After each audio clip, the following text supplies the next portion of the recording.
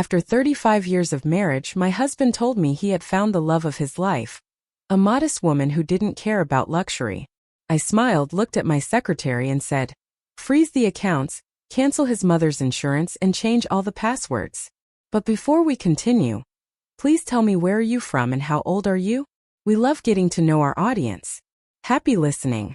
After 35 years of marriage, my husband came home and with a smile on his face, announced that he had found the woman of his life. Just like that, calm as a cucumber, as if he were talking about the weather.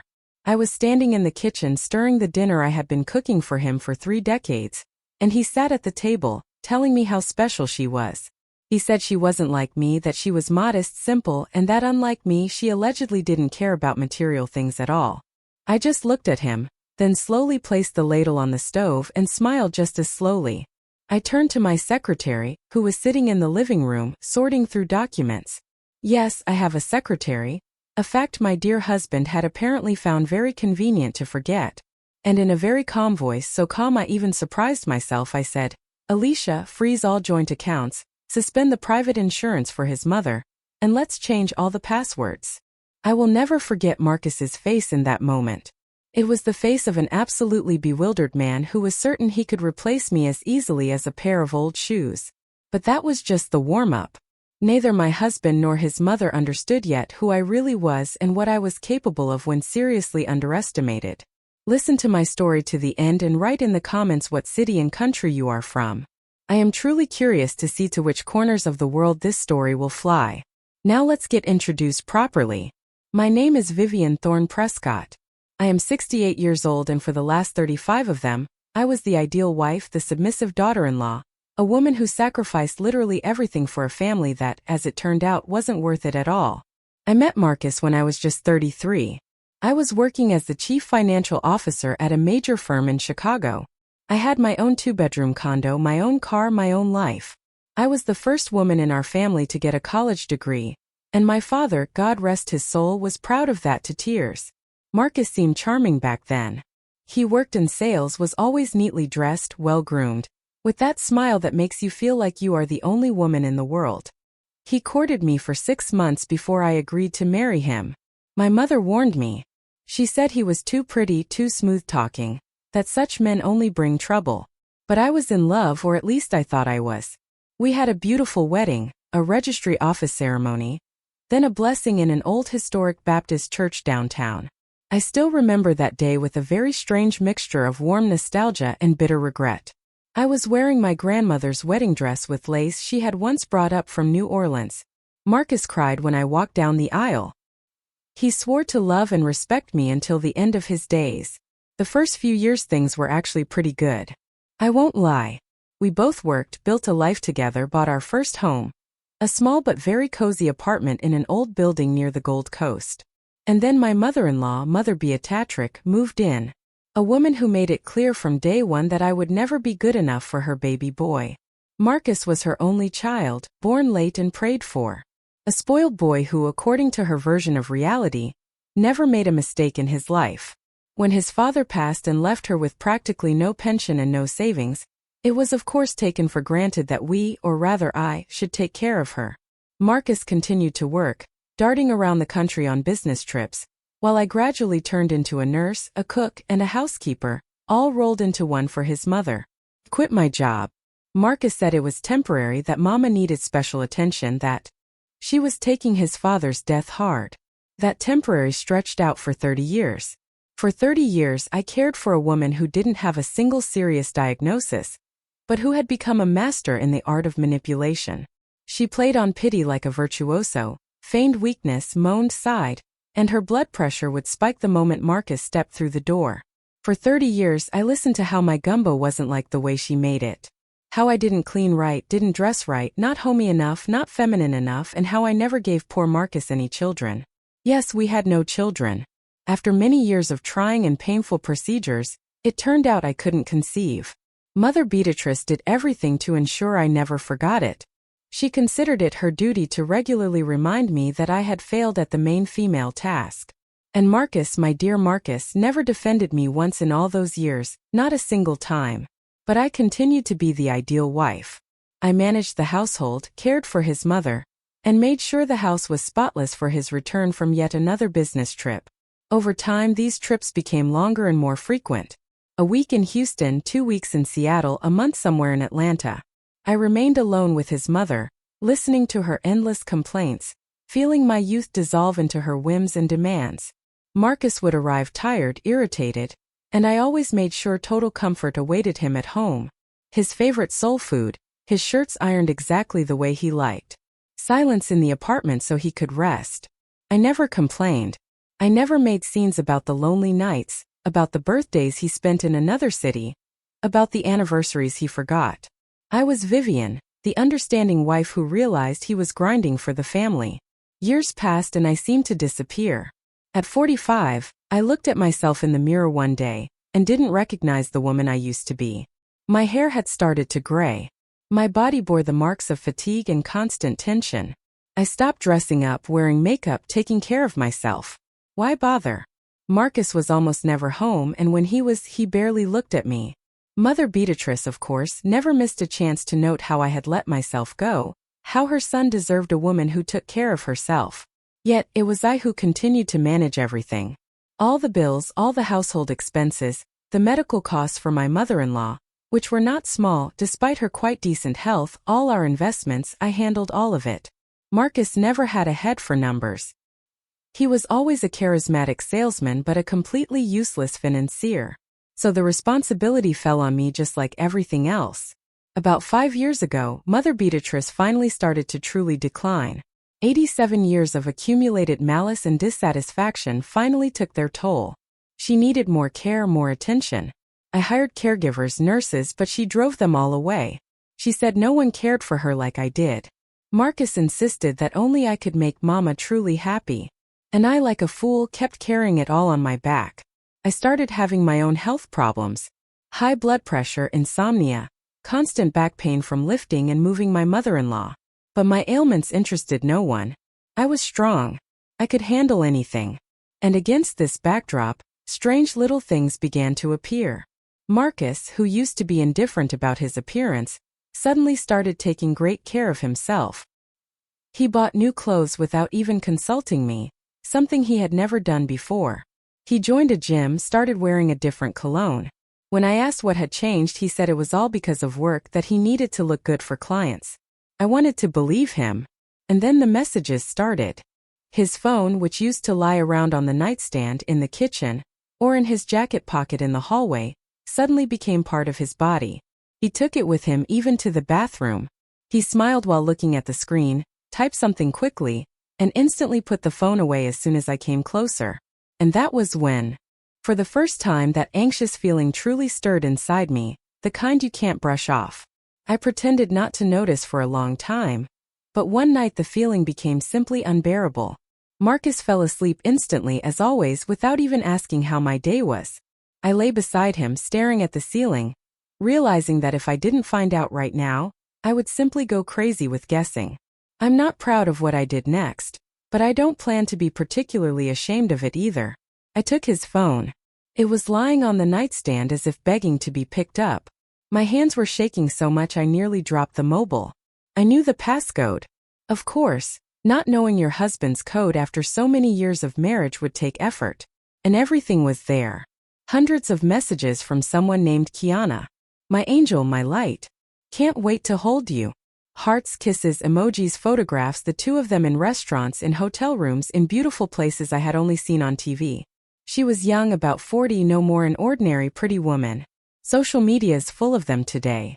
Tight dresses, lots of makeup, duck lips, filters on every selfie. In the messages, Marcus was a different person. Not the tired, eternally irritated man who grumbled about noise in the apartment, and how the pot roast wasn't like Mama's. There he was, tender, attentive, romantic.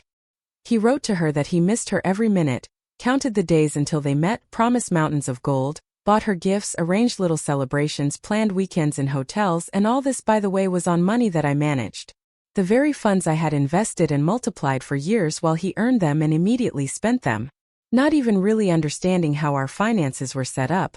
I closed the phone, put it back on the nightstand as if I hadn't touched a thing. I didn't close my eyes again until morning. Hundreds of options spun in my head. Get up now. Turn on the light. Throw the phone in his face. Scream. Bring up all my years beside him. Kick him out of the house. Call his mommy. Tell her everything. But somewhere inside a quiet voice said, wait, watch until the end. Know everything before you chop. I decided not to make a scene. I decided to observe. In the morning I acted as usual. Cooked breakfast, woke him up, served coffee, asked about his plans for the day. Suspecting nothing, he pecked me on the cheek and left for the office. Although I already knew the office was far from the only place in his life, I turned into a detective. I started carefully tracking his schedule. Little things I hadn't paid attention to before. What time he leaves, what time he returns, how often he washes his shirts, where the money from the cards goes. Marcus was never particularly smart. Charm he had, yes, but he considered brains a secondary matter, so tracking him turned out to be easier than easy. Very quickly it became clear who Kiana was. It turned out she worked as a receptionist at one of the hotels where he constantly stayed on business trips. They met there. He, a successful man from Chicago. She, a divorced woman with 2 teenagers, lives on the outskirts in a small rented apartment, constantly hustling to pay off loans and feed the kids. For her, Marcus played the role of a prince.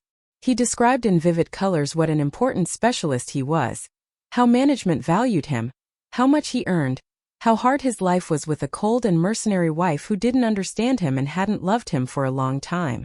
For several months I patiently watched him live a double life. At home I was still the model wife. The kitchen, medicine for his mom, order in the apartment, his favorite dishes upon his arrival. No hysterics, no suspicions, no scenes. I was the invisible woman in a robe, just as before. But in his phone and on his face, when he secretly scrolled through messages, I saw a different Marcus. And here's what hurt the most. Not even his "my angel" and "I love you." Not the photos, not their romantic evenings. What cut me the deepest were his words about me. To Kiana, he described me like this: an old evil woman who sits at home for years with my mother, a wife without passion and without life, who hasn't gone anywhere or socialized with anyone for a long time. He wrote that I was a bore, that I didn't want any social life myself, that I turned into a recluse by my own will, conveniently omitting the fact that it was he who once asked me to quit my job, abandon my career, forget about my girlfriend so as not to leave mama alone. He told Kiana that I was terribly mercenary, that I only cared about money, bills, appearances, that I was allegedly always unhappy that he had to grind to meet my demands. Me, a person who lived for 30 years serving the interests of someone else's mother, who never allowed herself anything expensive, wore the same clothes for several seasons just to save money, suddenly turned out to be a materialist. If it hadn't been so painful, one could have laughed. But the hardest thing turned out to be something else. In some exchange, scrolling through dozens of messages, I saw them discussing the future. Not a night in a hotel, not another gift, but the future. Marcus wrote to her that soon everything would change, that he would definitely divorce me. It just wasn't the time right now. That while his mother was alive, he couldn't leave because that woman, meaning me, was the only one who knew how to care for her. He confessed to Kiana that everything was long decided in his head. The moment mama dies, he will be free. They will get married, travel, live for themselves, enjoy the life they deserve. He described trips to her, mutual plans, how they would meet old age together, quietly with wine by the sea, without the old witch in the apartment who does nothing but prevent them from being happy. He wrote this so calmly, so confidently, as if I were not a living person, not a wife with whom he lived for decades, but some glitch in the system, a technical issue that would resolve itself as soon as my mother-in-law departed this life. In that moment I understood very clearly. To him, I am not a wife and not a partner. I am a convenient housekeeper, a free nurse for his mother, an accountant for all occasions, a part in the mechanism that he intended to throw away as soon as it, in his opinion, ceased to be useful. And it was precisely that night, rereading those lines, that I decided for the first time for real, that if anyone was going to decide how our life would change, it would be me, not Marcus with his dream woman. When I realized that for Marcus I was just a convenient mechanism, that he had already mentally crossed me out of his future life, something clicked in me.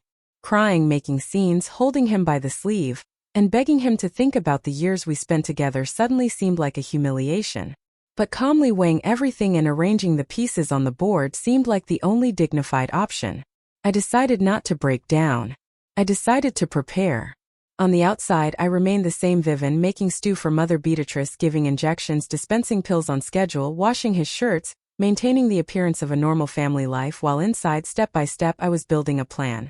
First, I just watched. I watched how he was late from work, how new charges suddenly appeared on the cards, how his mood changed before and after business trips. Then I realized my observations were not enough. And I hired a private investigator. Yes, just like that. While I poured him soup and served him chops somewhere on the other side of town, a man was photographing him in hotel restaurants and noting which doors he entered and whom he left with.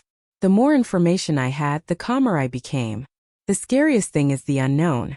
When you know everything, fear disappears somewhere. Only cold clarity remains. And then one day, everything came to a head. I remember that day in detail. Marcus returned home earlier than usual by an hour, maybe an hour and a half. But for a man habitually coming home late, this was already an event. Mother Beatrice was napping in her room after lunch. The TV mumbled in a low voice. I stood in the kitchen chopping salad and thinking my own thoughts. He walked in, sat at the table. For some time, he watched silently as I moved between the stove and the sink. And then, with that signature little smile of his that once made everything inside me stop, he uttered, "Vivian, I need to talk to you. I think I've met the woman of my life." If I had heard this 10 years ago, I probably would have been torn apart. But by that moment, I had already read all his angel, and I've been waiting for our night texts. I knew the name of this woman of his life, knew where she lived, how many loans she had, and what pills his mother took while he was romancing her. Therefore, I simply silently put down the knife, wiped my hands on a towel, and turned to him. He spoke for a long time, explaining how Kiana was not like everyone else, that she, unlike me, was simple, soft, without pretensions, that she didn't need money, that she wasn't with him for that, that beside her he felt alive again, young, needed. He said he understood. It will be painful for you, unpleasant, but one cannot deceive oneself and live without love. That he too had a right to happiness. I listened, and at some moment, for the first time in a long time, I looked at him for real, not as a familiar background of sighs and complaints. Before me sat a 68-year-old man with gray temples, with a belly that no gym could hide anymore, with eternal complaints about either his blood pressure or his back. A man who devoutly believed that a woman 20 years younger fell in love with him as a person and not with his wallet. And that was when I was overcome not by despair, but by a strange, very sober feeling. He doesn't know who he's lived with for 35 years at all. Marcus never took an interest in my life before him. Didn't ask how I even came to have my own condo and car at 33. Didn't wonder where I got my connections, why I easily navigated documents, why conversations with lawyers and banks came so simply to me. For some reason, he was absolutely convinced that as soon as I quit my job, I became completely dependent on him. And certainly, he never once truly read what he was signing. All these years he signed with a light hand on any paper I placed before him. "You're my accountant. You know best."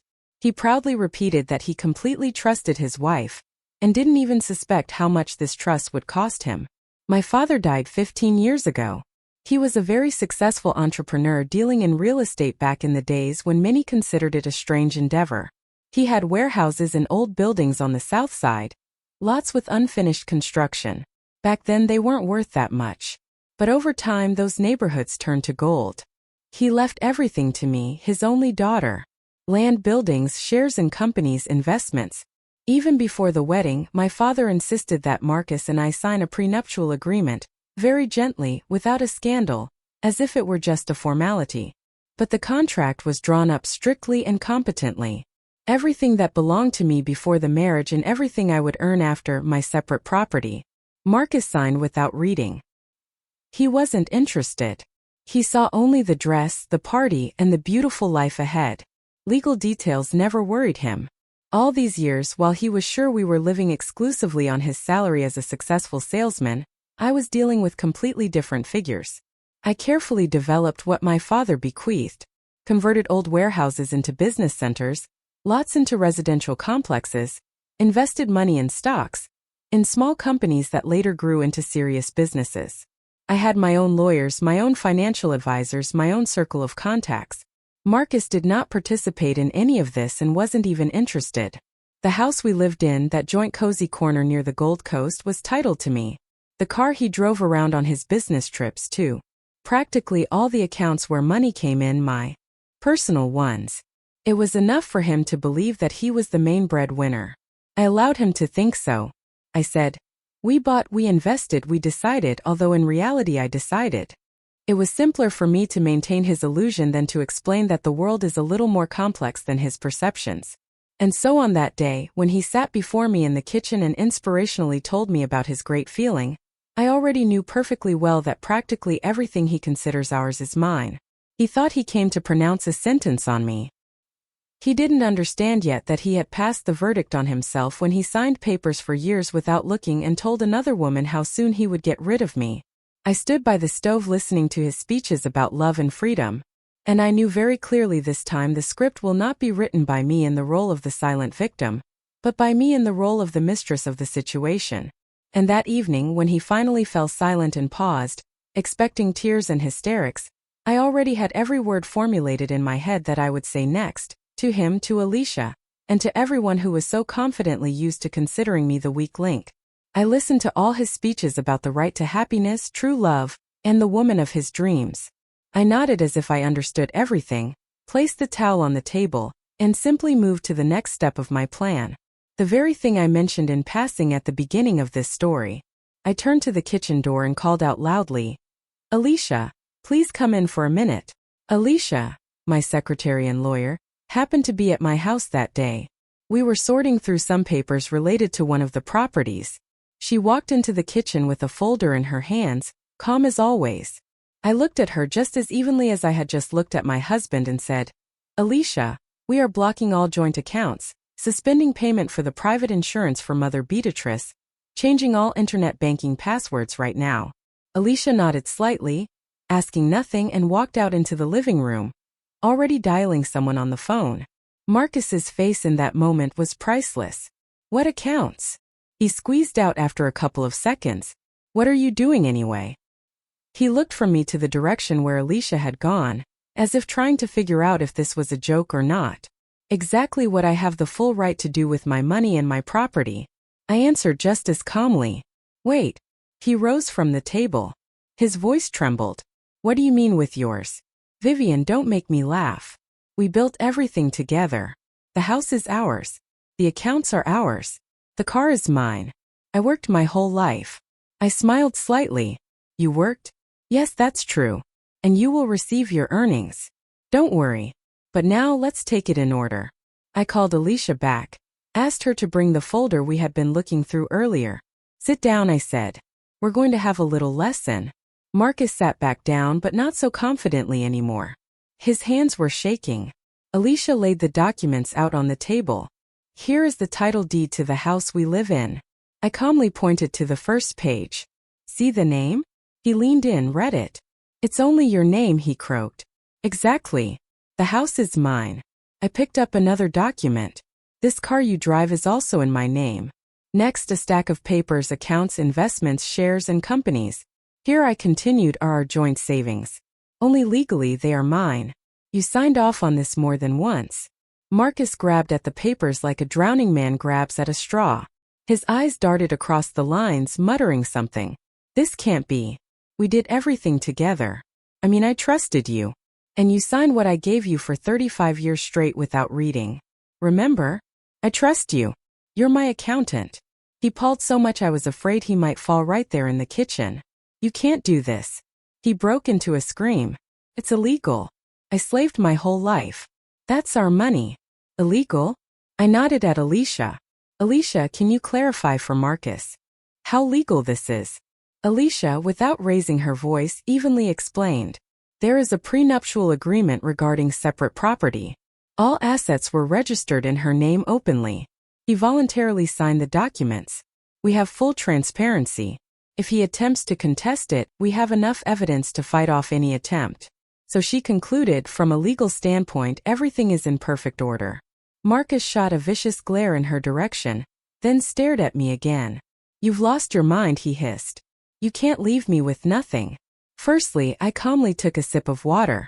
"I am not leaving you with nothing. You will receive exactly what you personally earned and contributed to the household over these years to the penny. He twitched, wanted to object, but I raised a hand. Secondly, if you want to leave for the woman of your life, you are an adult. Please, the door is open. But you will be leaving not with what you thought was ours, but with what is legally yours, and that, believe me, is not at all what you told Kiana about. I saw spasms pass over his face. How do you know her name? Marcus, I sighed slightly. Do you really think I'm a complete idiot? He fell silent. For some time we sat in silence. Only Mother Beatrice snored behind the wall, and the clock on the wall ticked. At some point he broke into threats, promised to bring in all the lawyers, sue for half, not let me live in peace. I listened to him spluttering saliva and thought only of one thing. How much he still doesn't understand the position he's in. When his first wave of hysteria subsided, I changed my tone slightly. You know, maybe I really went a little too far just now, I said more evenly. Too sudden for you at least. Let's do this. You live separately for a while, and in a few days we will calmly discuss everything without shouting. His eyes warmed slightly in that second. So, you're still ready to come to an agreement somehow? I am ready to listen, I answered evasively. I also need time to think everything over. He grasped at the straw as always. All right, he mumbled. I'll go to a hotel for now. We both need to cool off. Of course, I nodded. To a hotel? We both understood perfectly well there would be no hotel. A couple of hours later, the private investigator I had been working with for some time sent the first report. Marcus, with a suitcase and an offended face, stood at the entrance of a panel apartment building on the outskirts, exactly where Kiana lived with her children. He entered the building, went up, rang the bell. Then came photos from inside the apartment where they were hugging, where she looked at him with her usual adoring smile. There, according to the detective, he told her in vivid colors what a crazy wife he had, how she blocked all their money, how she was acting irrationally. He hotly promised that everything would be resolved, that he had rights, that he wouldn't give up so simply, and soon, very soon, they would be living comfortably on his half of the fortune. Poor Kiana. She thought she had caught a winning ticket. A solid man from the city, a good age with a house, money, with an unfair wife whom he was about to leave. And in reality, she got a 68-year-old man without access to accounts, with a sick mother on his tail, and a heap of illusions about what he was entitled to. Very quickly, the romance began to crack.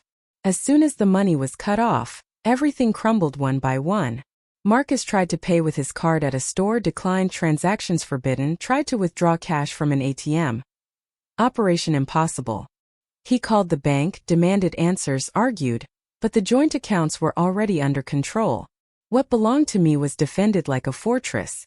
He called Alicia several times, tried to pressure her. You have no right. I'll take you to court. Alicia politely but extremely coldly explained the same thing. All actions are taken by order of the account owner. Legally, there are no violations. If you want to contest something, apply officially. We will respond in the established order. Meanwhile, Kiana began to show her true face. First, dissatisfied sighs started. I need to pay loans. The kids are growing. Food is getting expensive. Then direct complaints. You promised you had money. I can't carry everything alone. When are you going to settle everything with your wife? The less money he had, the less romance remained. And I was living, strangely enough, an almost ordinary life during this time. I cared for Mother Beatrice, who of course was horrified that this crazy Vivian had cut off her expensive insurance, but didn't even think to take my side. I still cooked, cleaned, went about my business. Only at night, when the house became quiet, I sat at the desk in my study and laid out documents before me. I hired the best family law attorneys I could find. We began collecting evidence of infidelity, printouts of correspondence, detective reports, photos from hotels and restaurants, bank statements where it was visible in black and white, gifts, hotels, restaurants. Everything was paid for from the very cards I managed. Formally, it turned out that Marcus had been spending my money on his mistress for a long time. We pulled up all documents for 35 years of marriage. The prenuptial agreement was in force, clean, and unambiguous.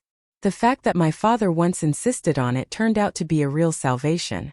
Financial advisors prepared a consolidated report on my property. I'll be honest, even I, knowing how many properties and investments I had, was amazed by the total figures. Those warehouses and lots my father left me for growth had long since turned into golden assets. My investments over these years had also multiplied many times over. I wasn't just a comfortable woman. I was a very wealthy woman, and Marcus was a very poor man. He just didn't fully realize it yet. Separately, I asked the detective to check Kiana. It turned out her simplicity and modesty cost the banks dearly. Consumer loans at wild interest rates, payday loans, reinterers, overdue utility bills. The gifts Marcus bought her, she often resold immediately to plug another hole. The money he gave her for the children went to pay off old debts. Alicia said directly one evening, "Vivian, we already have enough to calmly file for divorce and close this issue fast, sharp, without unnecessary drama. Do you want me to prepare everything?" I looked at the stack of papers, the photos, the statements, and suddenly realized I didn't want it fast. I needed not only to legally sever this marriage. I wanted Marcus to truly understand what he had lost. For Kiana to see who was really in front of her when he didn't have access to joint money. For Mother Beatrice to live in reality without a servant in the form of a daughter-in-law for at least a couple of months. "No, Alicia," I said then, "we're not rushing just yet." She raised an eyebrow in surprise. "Are you sure?" "More than sure," I answered. "Let each of them live for a while in a world where I don't exist, and then we'll put a period on it." I closed the folder, got up from the table, walked around the room, and suddenly felt very clearly the game is beginning, and it is my move now. Weeks dragged on one after another, and the further it went, the more interesting it became to watch Marcus' carefully built house of cards collapse. He tried to come back. Of course he tried. A couple of times he showed up at the doorstep with bouquets, cheap but painstakingly chosen, with that guilty little smile of his. "Vivian," I realized everything. He would start each time with new variations of the same speech. "I'm a fool. Kiana is a mistake. You are the only one for me, the real one." I calmly accepted the flowers, put them in a vase, poured him coffee. We sat in the kitchen like long ago and talked not like husband and wife but like old acquaintances who have something to discuss. He swore he would break everything off, that this story meant nothing, that he slipped but caught himself, promised that we would still live for ourselves, that everything could be fixed. I listened attentively, sometimes asked clarifying questions, nodded in the right places. He left after these conversations, confident that he had almost persuaded me, that just a little more, and I would surrender. He didn't know just one thing. Every visit, every sweet speech was recorded by cameras I had installed around the house beforehand. Quiet, unnoticeable with good sound. All his "I'll drop everything. You are my only one." And subsequent calls to Kiana complaining about his wife turned into neat files in a separate folder. Parallel to this, Mother Beatrix's condition worsened. Without expensive insurance and the private clinic, she ended up in the system ordinary people live in: the district clinic, tickets, lines, doctors who have 5 minutes per patient. Caregivers no longer came to the house. There was simply nothing to pay them with. Those imported medicines she was once so proud of, "I have only the best," were replaced by ordinary generics from the pharmacy. She was furious, screamed that I had ruined her life, that I was ungrateful, that you don't treat a mother like that. Yet, even in her worst nightmare, she couldn't bring herself to take my side. I remained the guilty one regardless. But one day, her anger began to turn in another direction. "Where is my son?" she hissed into the phone when she finally got through to Marcus. "Why do I have to wait for a ticket if I've had the best treatment all my life? Why am I sitting here alone while he's out having fun who knows where?" Marcus played the hero and tried to care for her himself for a couple of nights. Let him come. Let him feel it, I thought. Then he came for 3 nights. He got up for her, helped her to the bathroom, measured her blood pressure, listened to endless moans and complaints. He lasted exactly those 3 nights. On the 4th day, he looked as if he had aged another 10 years. "I don't understand. How did you tolerate this for so many years?" He exhaled, sinking onto a chair in the kitchen. I only shrugged. I got used to it. Meanwhile, the fairy tale with Kiana was finally bursting at the seams. The detective sent me reports with short comments. "Loud argument today. She screamed she didn't get involved with him to carry everything alone. Called him a useless old man. Another time he accused her of being just as mercenary as everyone else, that she only needed his half of the fortune. She laughed and said he had nothing himself.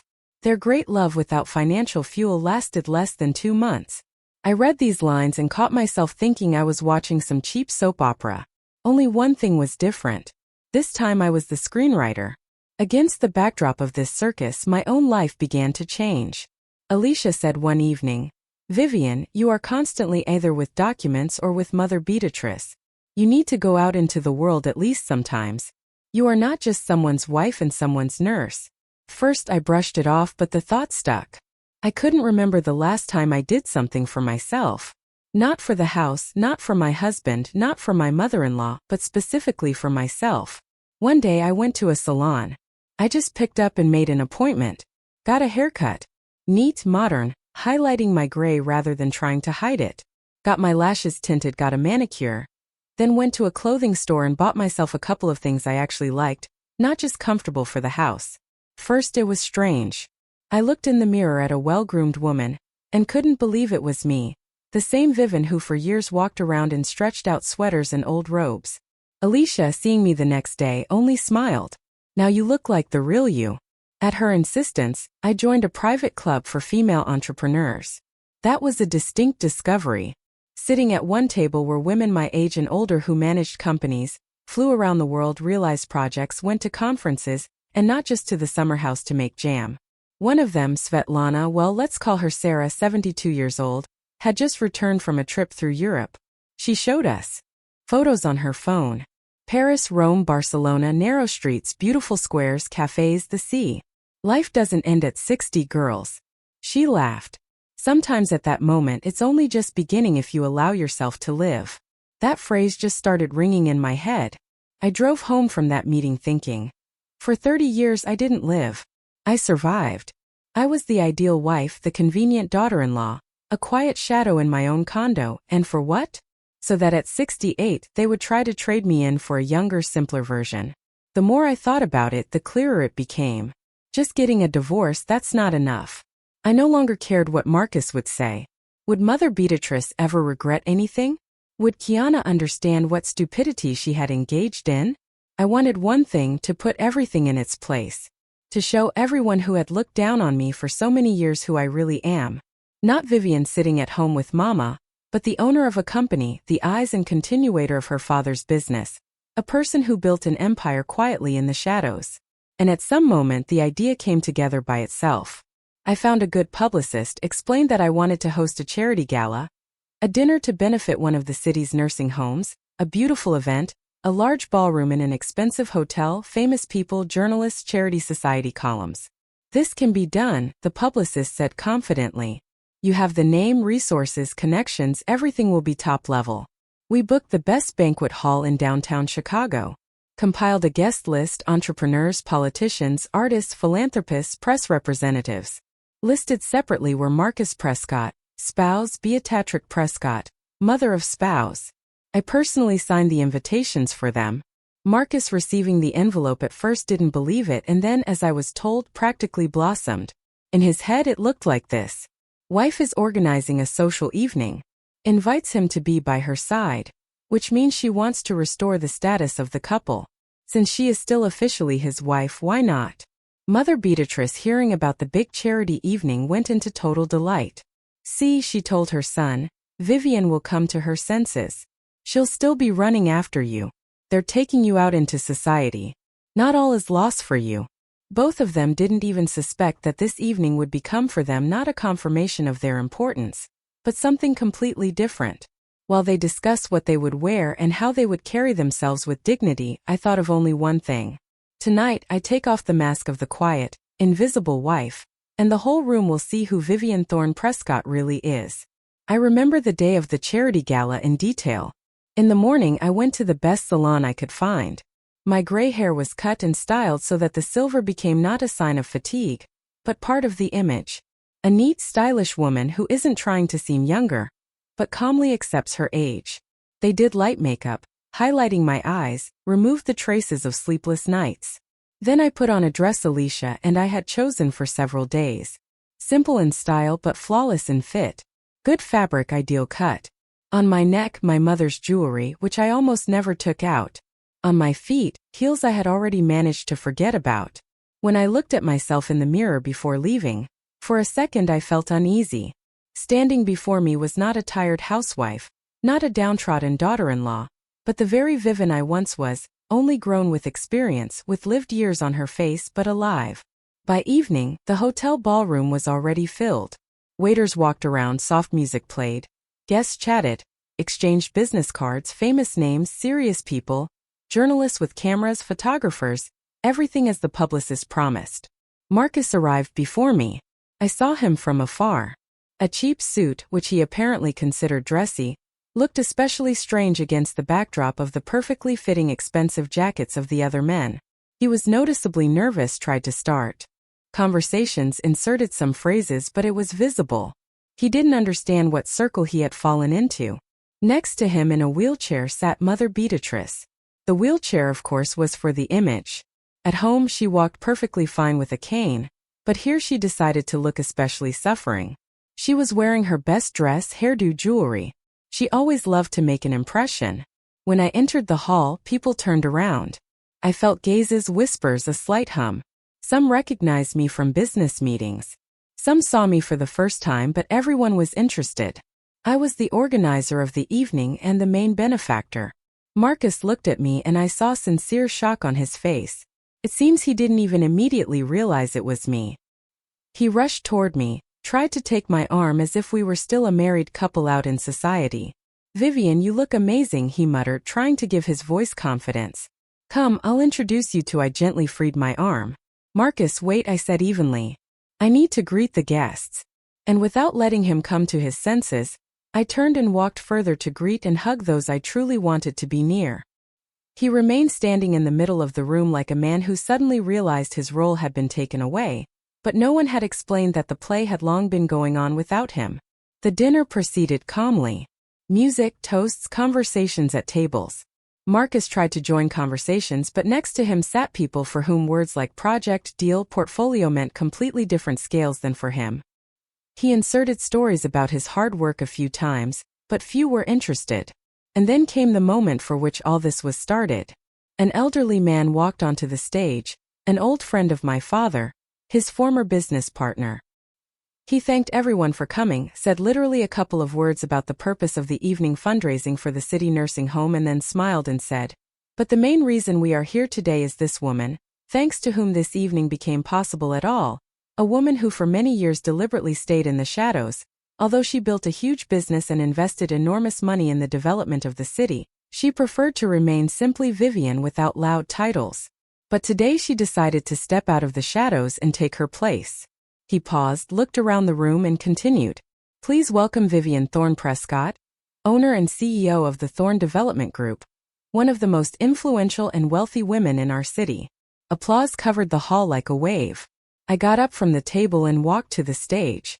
I didn't look at Marcus, but I felt his gaze literally with my skin. Probably in that moment he heard my surname not as Mrs. Prescott but as a separate independent Thorne.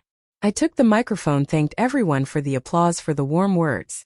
I talked about my father, how he started practically from scratch on the south side, how he believed the city would grow, how he bought warehouses and land on the outskirts that no one wanted back then, how he taught me to count money and yet not forget about people. Then I talked about how after his death I took everything into my own hands, about our projects, residential complexes, business centers, renovations of historic buildings, investments in new directions. On the huge screen behind my back, photos changed. Buildings, blocks, offices, properties managed by my company. I heard people whispering in the hall, recognizing buildings where someone once worked or lived. Amazed by the scale, I spoke calmly without POS, as if explaining to a girlfriend what I had been doing all these years, about how we create jobs, invest in urban improvement, support social projects, about how business has a responsibility to those who live in this city. And then I paused and said separately, "I want to say a few words about our charitable goal today. Older people very often find themselves needed by no one. Families are busy. Children are far away. Health is failing. They seem to fall out of life. I know too well what it's like when a person ages and becomes a burden. But it's one thing to care for them at home, and another when a person has no one at all." I shifted my gaze to Mother Beatrice for a second. She sat mouth open, unblinking. "Therefore, today," I continued, "I want not just to raise funds. I want to take the first step myself." I named the sum $500,000. Silence hung in the hall for half a second. Then applause erupted. $500,000. That is more than Marcus earned in the last 5 years combined. But I didn't say it for him. I said it for myself. For that Vivian who for 35 years walked around the house in a robe and listened to herself being called useless. When I finished the speech, people approached me one after another. Someone thanked me for helping the nursing home. Someone proposed joint projects. Someone asked for an interview. I talked, laughed, exchanged business cards. Marcus tried to break through to me a couple of times, but each time he was gently pushed aside by the next conversationalist. In this circle he was nobody, just an elderly man in a cheap suit. Mother Beatrice sat aside, gloomy, lips pursed.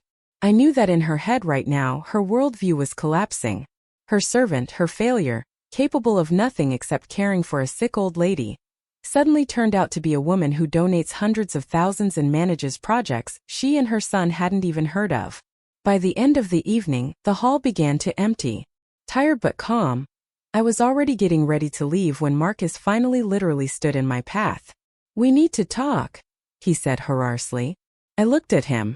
Before me stood the same man I lived with for 35 years, but for the first time in all that time he looked small. Not physically, in essence. "Of course," I answered. "Tomorrow at 10 o'clock in the morning at my office. Alicia will send you the address." He blinked. "At the office?" "Yes, Marcus." I smiled slightly. "At my office?"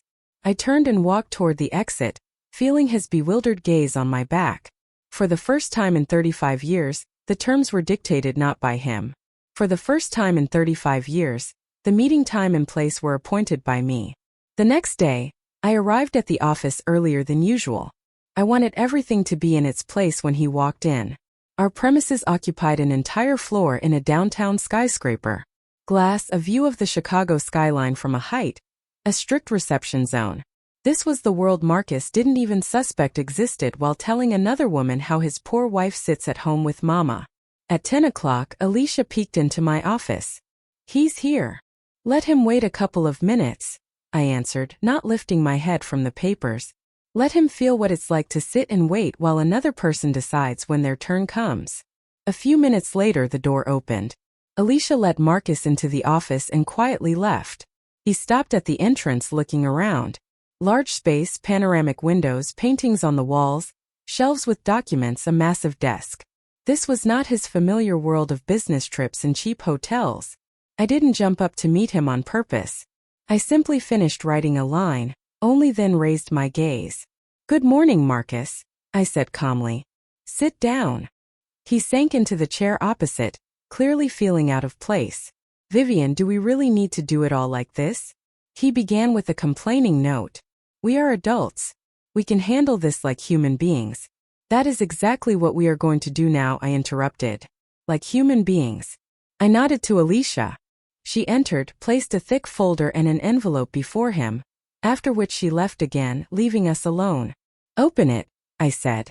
He took the folder, carefully opened it. First lay a stack of documents, already prepared divorce papers. Behind them a detailed list of our property, the house, cars, accounts, shares, properties. Opposite each item in black and white. Owner Vivian Thorne Prescott. Marcus flipped through the pages, his cheeks flushed with blotches. "What is this?" he squeezed out. "This is what our finances actually looked like all these years," I answered. "And what they look like now?" Next came the photographs. He and Kiana in restaurants, in hotels, against the backdrop of signs, printouts of correspondence, bank statements where it was visible which cards paid for gifts, restaurants, hotel rooms. Marcus froze, clutching the sheets. "You followed me," he whispered. "I gathered facts," I corrected. "Facts about how you spent my money on your mistress." He wanted to object, but I pointed to the envelope. "Let's get to the most interesting part. Open it." He obediently opened the envelope. Inside lay a check and a short printout. "What is this?" "This is the amount you earned and contributed to our house over 35 years. I said. "I asked the accountants to calculate everything. Your official salary, your actual contributions to the family budget. Without the bonuses you blew on business trips, without the cash you spent on your entertainment, only what really went to us." He fixed his gaze on the figure. For an ordinary person it was decent money, but compared to what I owned it was little. "It's yours," I continued. "I don't intend to take what you honestly earned. Never intended to." I leaned forward. Everything else is mine. The house where you lived, the car you drove, the investments you didn't even know about. We have a prenuptial agreement on separate property. You signed it before the wedding voluntarily without reading, of course, but that is already your problem. He pursed his lips, his eyes filled with tears, either from anger or despair. It's unfair, he squeezed out. 35 years of marriage, Vivian, we are family. I was beside you my whole life. You can't just cross me out like that. I am not crossing you out, I said evenly. I am putting a period where you already mentally decided everything for yourself long ago. I took another folder lying nearby and placed it before him. Here is the detective's report regarding Kiana. He opened it. Debts, loans, overdue rent, and a couple more photos already not with him but with another man younger and richer. Hugs, kisses, the dates, the very days when Marcus was sure she was waiting only for him. He palled. That's not true. These are facts, I said harshly. Exactly the same as your hotel bills. I leaned back in the chair. Now listen carefully, Marcus. This is the only time I will explain everything. He raised his eyes to me. Today you signed these divorce papers. I tapped my finger on the first folder. Take your check. Take your mother out of my house within a week. 7 days. He started. Wait, what do you mean take mother? Exactly as it sounds, I answered. Mother Beatrice is no longer my responsibility. If you want her to live beautifully with expensive insurance and caregivers, pay for it yourself. The house she lives in right now belongs to me. I am not obligated to support either her or you. He clenched his fists. You're going to throw her out on the street, an old woman. After everything she, I interrupted, did to me for 30 years. I am acting very gently. I am offering you time and money. That is more than enough. I met his gaze again. You move her out of my house, organize housing. What kind? That is no longer my business. He was silent, breathing heavily. And one more thing, I added, from this moment you do not appear in my life without permission. No late-night calls, tearful messages, attempts to talk heart to heart. All questions only through my lawyer. He tried to act outraged. Vivian, you can't cut it off like that. We had a life, our years, our memories. We had my years, I corrected calmly. Yours went pretty well. Business trips, freedom, a younger woman. A caring wife at home who holds everything on her shoulders and stays silent. Now everyone will face their consequences. He squeezed his eyes shut, ran a hand over his face. I made a mistake. Not one, I said. Many over the course of many years. But 35 years of marriage, they mean something, he repeated stubbornly. I looked at him for a long time.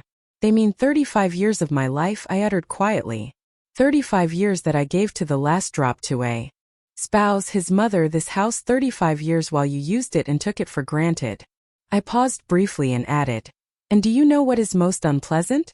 Not that you found yourself a Kiana, but that you sent me to the scrapyard long before her, in your conversations, in your plans, when discussing how you would live it up when I stopped being a convenient nurse. He looked away.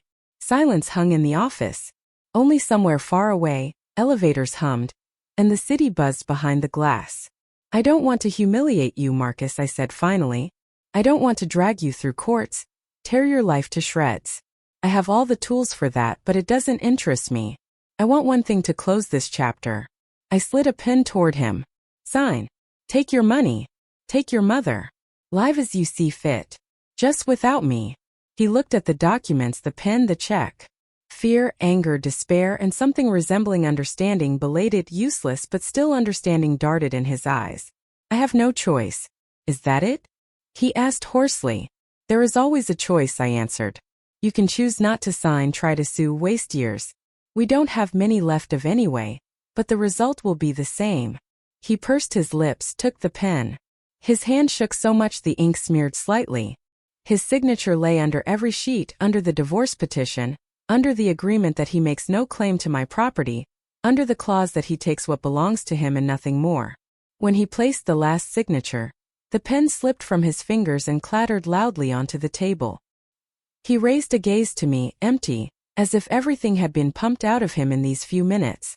And in that second, looking at this person with whom I had lived the greater part of my life, I felt very clearly old Vivian is no more. The real me remains. And then a completely different phase was supposed to begin for him, for Mother Beatrice, and for me. After that meeting in the office, everything rolled very fast. That same day, my lawyers filed documents in court. Formalities took a minimum of time. The prenuptial agreement, reports, proof of adultery, all signatures were already there. A couple of days later, Mother Beatrice received official notification. 7 days to vacate the house. She called, screamed into the receiver, accused me of all mortal sins, promised to curse me to the 7th generation. Throwing a sick old woman onto the street, she yelled, "After everything I did for you." I calmly replied, "You have a son, Mother Beatrice. Let him be responsible for you as it should be." In the end, she and Marcus rented a small 2-bedroom apartment on the outskirts. His check allowed paying several months of rent and some debts, but no more. Then it was necessary not to dart around the country in comfort, but to actually work, count every dollar, think about medicines, food, utilities. Mother Beatrice very quickly understood that living with her son in a cramped apartment without caregivers and expensive drugs is not the same as commanding from her room in my house, where everything revolved around her whims. Kiana didn't withstand this spectacle for long. As soon as it became clear that there would be no house, no half-fortune, that instead of a rich man, there was a tired old man with a mass of problems and a mother on his hands, her enthusiasm vanished. 2 weeks after Marcus moved his mother in with him, Kiana left him, found another, the real one, with money and without excess baggage. For her, Marcus turned out to be just a bad bet. He tried to write to messages with apologies, attempts to start with a clean slate, declarations of love, moaning about how hard it was for him now. I simply blocked his number. There was nothing to discuss. Everything we could say to each other, we had already said in my office. The divorce was finalized quickly. Without scandals, without wars, without division, there was essentially nothing to divide. Thus ended a marriage 35 years long, and a completely different life began for me.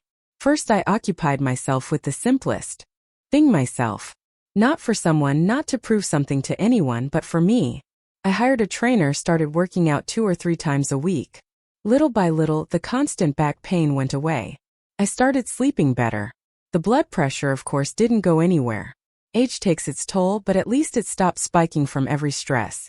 Then I remembered that the world exists not only between the kitchen, the pharmacy, and the office. I joined a travel club for people over 60. Not tourism and sanatoriums, but normal trips, cities, museums, excursions, just walks. First was Europe. In Paris, I walked through Malmarta and thought that just a couple of years ago, I couldn't even imagine I would be walking alone through these streets without a husband, without his mother, without glancing back at someone's pills and whims. I stood under the Eiffel Tower at night when it lights up and caught myself thinking that I simply felt good. Not rapture, not hysteria, but a quiet sensation. This is life. I threw a coin into the Trevi fountain in Barcelona. I looked at Gaudi's houses and thought that even concrete can be alive if there is imagination and freedom. I returned home and was already planning the next trip. Parallel to this, I immersed myself in work, but differently now, without the need to rush home by evening to manage to cook dinner and listen to complaints, without the constant thought that mama needs pills by the hour. We expanded the company, opened branches in other cities, launched several projects on affordable and eco-friendly housing. Not window dressing for reports, but real houses where people are comfortable living. One of such projects received an international award. For me, it was important not from the point of view of a medal, but because it meant I was doing something not just for myself. Over time, another idea was born.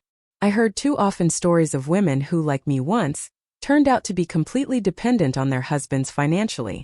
The husband put everything in his name, gave pocket money, controlled every penny, and then either left or simply turned life into hell. This is also violence, only not physical but economic. It leaves no bruises, but it breaks people no less. I decided I wanted to deal with this seriously. Opened a foundation for women victims of economic abuse. We helped them legally, explained how to register property, how to defend their rights, how not to sign what would later turn against them, gave financial consultations, taught basic things, how to manage a budget, how to save, how not to get into insane debt. I often met with these women personally. We sat at a table, drank tea, and each told her story. In these tales, I heard myself from 20-30 years ago. Someone cried, someone was angry, someone was ashamed. I always told them the same thing. Don't be kinder to me than I was to myself. Don't wait 35 years until they squeeze you to a state where you stop recognizing yourself in the mirror. Parallel to this, I began to return old girlfriends to my life. Those with whom I communicated before marriage. Those with whom communication faded because I didn't have time because Marcus always disliked my girlfriends because I had to sit with mama. To my surprise, the majority didn't judge me. Someone simply said, "We understood you didn't disappear just for nothing. It's good you're back." We created our own little group, gathered at least once a week, went to the movies, exhibitions, cafes, just walked around the city. Seemed like nothing special, but for me it was like a breath of fresh air. One day at dinner, one of my friends, Karen, asked, "Vivian, do you not miss being married at all?" I thought about it. That marriage? No, I answered honestly. That wasn't a family, but a pretty wrapper around my servitude. If I am ever with someone again, it will be on only one condition. No sacrificing myself for a man, only equal partnership. Honestly, for now I'm very good even alone. And that was the truth. There was no emptiness, no lonely longing. There was a sense of freedom. Sometimes quiet, sometimes very bright, but mine. About 6 months after the divorce, I accidentally ran into Marcus. I went into a shopping center to buy something for the house. Near the pharmacy, I saw a familiar back. He stood in line with a basket full of medicines, aged, hunched in a cheap jacket, his face tired, gray. He turned and saw me. Vivian was all he could exhale. I nodded. "Hello, Marcus." We stood for a couple of seconds. "How are you?" he asked. "Good," I answered. "Working, living." "Mama is sick," he mumbled, nodding at the medicine. "I know," I said. "I won't pity you. That is your responsibility." I wished him health and turned away. Walking down the corridor of the mall, I listened to myself. There was no gloating, no pity, no pain. It was empty, as if I met a distant acquaintance from the past, with whom everything has long been clear. Later, I learned from mutual acquaintances that eventually, he had to send Mother Beatrix to a state nursing home. He simply couldn't handle her care, work, and life in a small apartment. Now she lived in a shared room for 4 people with ordinary food, with duty doctors. Honestly speaking, I felt a little sorry for her, just a tiny bit. She could have lived out her old age differently if she had at least sometimes seen a human being in me, and not a free servant. But people rarely change at that age.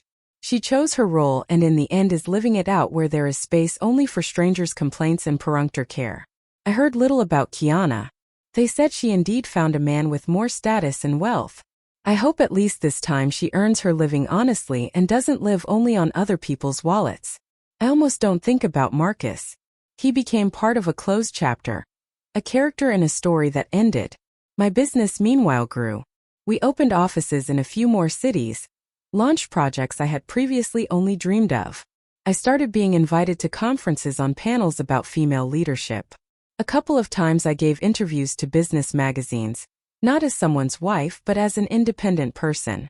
At some point I was invited to speak at a conference, a TEDx format, to talk about how one can literally reassemble one's life after 60. I thought for a long time whether to agree or not. Dragging the personal onto a big stage is a controversial activity. But on the other hand, my story already lived in the foundation in conversations with women. I walked onto the stage, took the microphone and told everything honestly. Not about millions in projects but about how one can lose oneself in marriage. How to refuse a career, friends, interests because that's what's needed for the family. About how one day at 68 you can wake up and realize you have a huge fortune but no life of your own. And about the fact that it is never too late to start building it. The recording of this speech spread across the internet. Women wrote to me from all over the country and not only from small towns, from big metropolises, from neighboring countries. Someone wrote, "Your story is like mine. Only I am younger."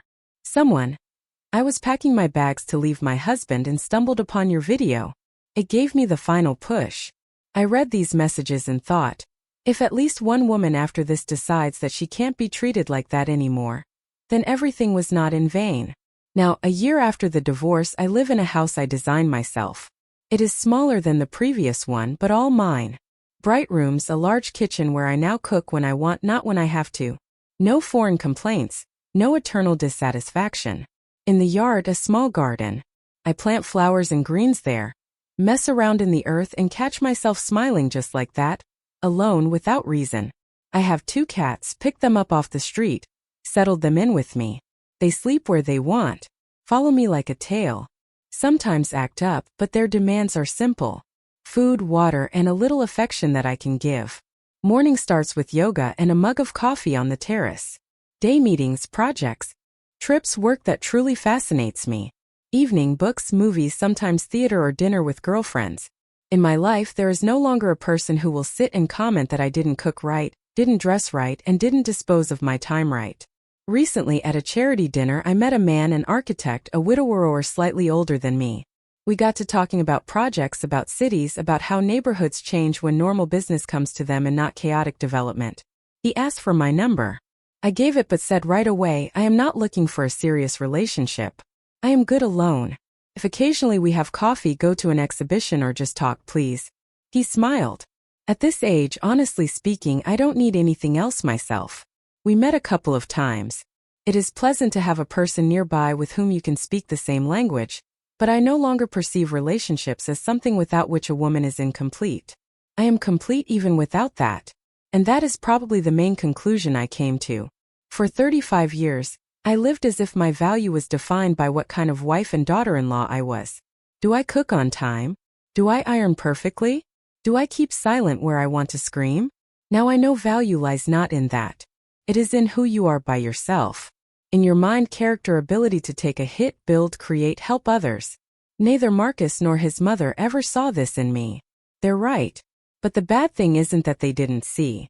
The bad thing is that I myself at some moment stopped seeing. I cannot return those years to myself. Can't rewind my 40, 50, 60 to make a different choice then. But I can live the remaining time as I see fit. And that is exactly what I am doing. I will continue to develop my company, open more projects that will change cities. I will finish the foundation for women so that as few of them as possible fall into the trap of economic violence. I will write a book, not memoirs for the sake of narcissism, but an honest story without embellishment, without fairy tale revenge, without glamour. Simply the truth about how one can live dozens of years, not one's own life, and still one day say enough. I have a list of places I want to manage to visit while my legs walk and my head still works. I want to dance the tango in Buenos Aires, see the northern lights somewhere in Iceland, walk along the Great Wall of China. Maybe I won't manage everything. No big deal. The main thing is I will at least try. And if on the way I meet a person who will see an equal in me and not service personnel who will respect my freedom and rejoice in my successes and not fear them, perhaps I will let him into my life. And if not, I will live worthily alone too, without self-pity, without eternal self-sacrifice for the sake of those who do not appreciate it. If you listened to my story to the end and recognized yourself in it even a little, please do not do what I did once. Do not wait for decades for someone to suddenly start valuing you. Do not think that if you are even more submissive, even quieter, even more convenient, everything will magically change. People treat us the way we allow them to. Marriage, family, relationships, it is always a mutual movement. If only one sacrifices and the second accepts it as the norm, this is not a family. It is exploitation. And it is never too late to say no. I was 68 when I left a marriage 35 years long. Yes, it was scary. Yes, it was painful. But now looking back, I understand it was the best decision of my life. I am Vivian Thorne Prescott, 68 years old, entrepreneur, philanthropist, mentor, and simply a woman who finally lives the way she herself wants. I am free, and this freedom is worth more than those decades I spent to reach it. I'm really glad you're here and that I could share my story with you.